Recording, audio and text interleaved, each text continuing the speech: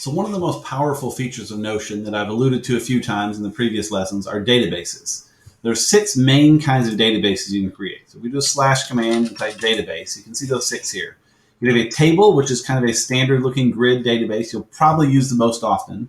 A board for a Kanban style board, kind of like Trello, where you can drag things across. A gallery, which is just focused typically on the featured image for a database item. So it looks like a photo gallery, can work well for that. A list is essentially a table with less information, I guess you'd say, just kind of a list of items. A calendar looking like a normal calendar grid like you'd see on a calendar on the wall. And then a timeline, which is a new feature, which is kind of a calendar meets a table in a unique way that really works quite well. And what's neat with databases in Notion is that when you create a database in one way, you can always view it in a different way. You could make a table full of events and then view it later as a calendar with those events on the specific days. We'll talk more about that in a few lessons, but next up we're going to go through each of these types of databases to show you how it works, how you set it up, and where it might be useful for you.